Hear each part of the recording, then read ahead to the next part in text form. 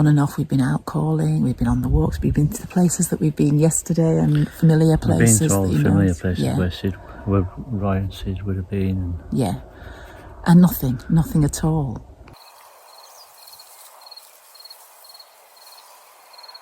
We'd hoped that when the night fell and it became dark, Roy's hunger and need for comfort and warmth would bring him home.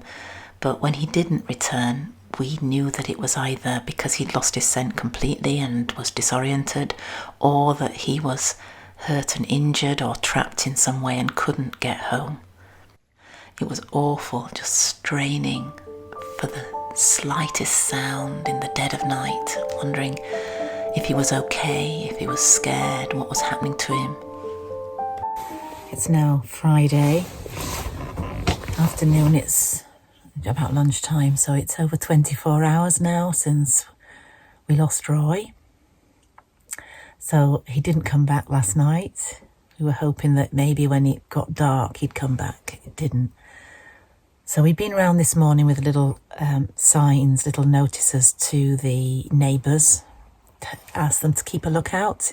We introduced ourselves to them, and Noel and Sid have now just gone down into the nearest town to get some posters made up that they can leave in shops, and also to call in at the vet's just to talk to the vet really about what's the best thing for us to do. You know, do we just stay here at the encampment and call from here so that he doesn't get disoriented if we're calling his name, walking all around in different places?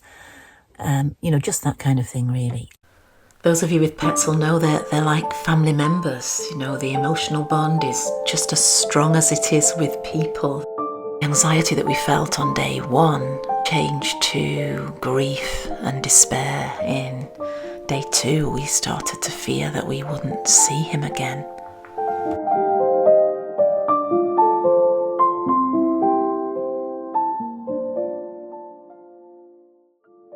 Would we really have to return to the UK without our dog? We'd have to tell our daughter and the rest of our family and friends. The agony would be compounded by managing their reactions, and I didn't bear thinking about a terrible cocktail of loss, guilt and shame.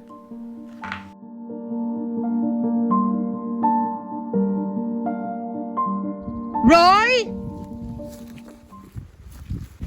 We just heard a bark.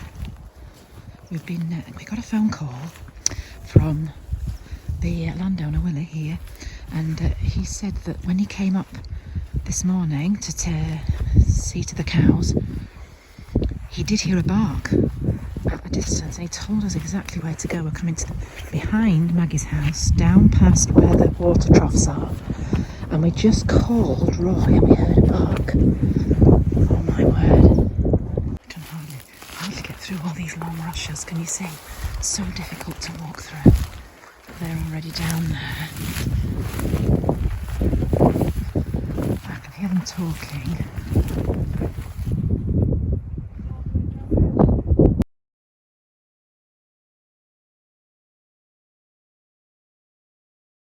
So I've been told to stay here because I think they don't want to confuse Roy by the calling his name from different places. So I'm happy to do as I'm told because we heard a bark.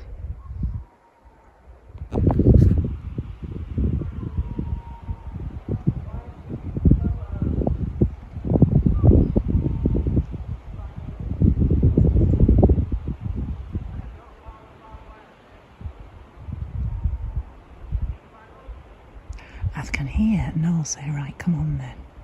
So I don't know if that means they found him. I can hear lots of talking from behind those trees.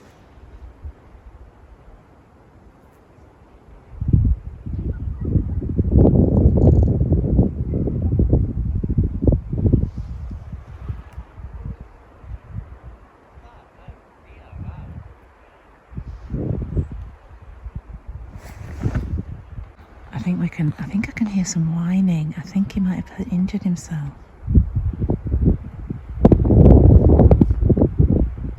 I don't think you'll hear it. I can just hear the wind, but I can hear it. I'm hopeful that they found him.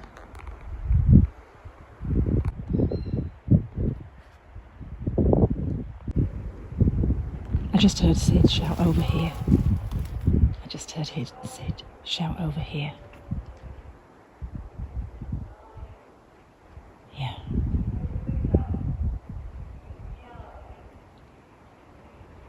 I'm gonna have to go down. Can you hear the dog barking now? They must have him. He's barking quite loudly now. He must have heard them and be calling them in. So they're just zoning in because he is in the forest there and it's quite thick.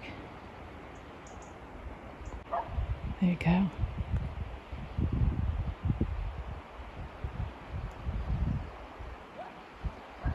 Hear that sound of the dog barking? That's the happiest sound on earth right now.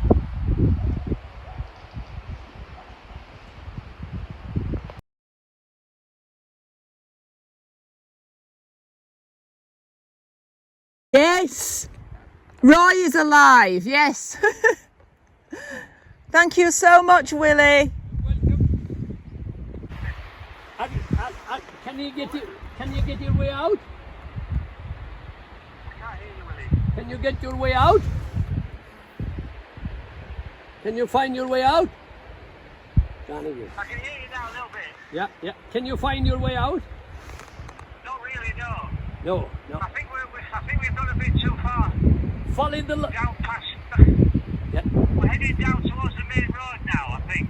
Oh, you're gonna way up, so you're gonna way up. Yeah, Going away. I know. yeah, Oh, it'd be too far to turn back now, Willie. yeah. Well, good. We're going to keep going. Follow See if the we can get to the main road. follow the light. Follow the light, and the Well, we were following the line, but it's ran out. no, follow the light. Follow the light. Oh yes, you've the trees. Yeah, yeah. Keep going. He'll wind up somewhere on the passage or on the field or somewhere. You know. Follow the line of the trees. Follow the lines of the trees.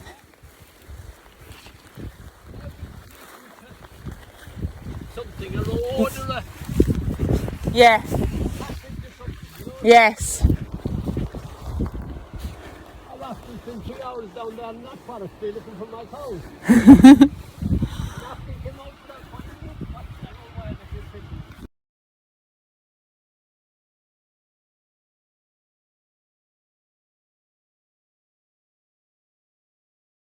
Now I bet this is a deer now, because there'll be often deer here.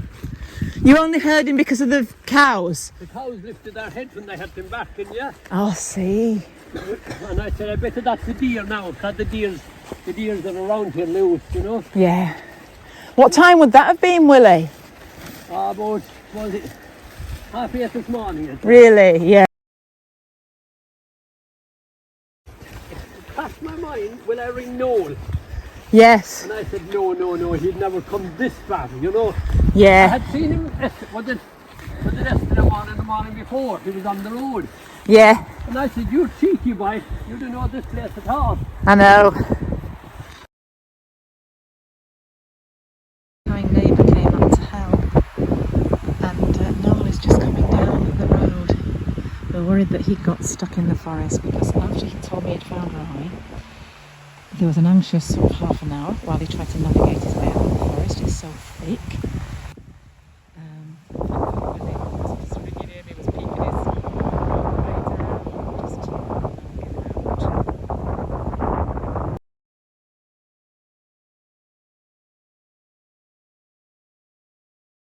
Oh, Roy! Oh my word, darling!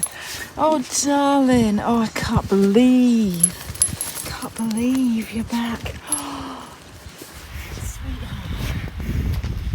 Oh, that's so scary. Don't do that again. Let's give you some food. Look. That is actually lotion. Let me just get it. You're videoing on my iPad. I just video anything that I can get that's got some battery in. And this is what you used, your shirt. My t-shirt. You just ripped your t-shirt to make a little... Because We tried carrying him, but we just I couldn't bet carry it's him that heavy, far. isn't he? It was such hard walking as well, because you were walking from stump to stump. He's polished that off quick. Oh gosh, I can believe that now. Yeah. But he was running away from us. Yeah, Sid He said. was moving around. He was moving around because he was disoriented and scared. Scared, I think. We read about that, didn't we? They go into survival mode and they'll even run away from you. Okay, I'm so glad you're back home safe, all of you. Really, that was scary. But Sid was brilliant. Sid was absolutely amazing. Thank you, Sid. Thank you, darling. Honestly, and I could not believe Willie Reader just turned up at the right time. He called to me when you were stuck in there, and then he was ringing you and But I thought, well, you have to stop ringing it because you're going to use my battery up. and you're out of breath. Because Yeah. And then he had the idea of you pipping his horn to sort of guide you I out. couldn't hear that. Oh, couldn't you? I heard it, but I didn't know what it was. I thought it was like an animal.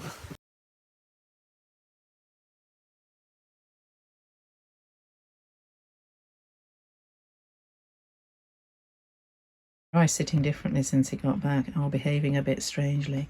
Not in a bad way, but just sort of a bit more like a wolf. You can see now how dense the wood is in here and how difficult it is just to move around. The trees are very low and there's all these humps of old stumps and stuff, troughs and mossy bits and boggy bits and things to get caught in and trapped in and fall down. There's a big boggy hole there, look.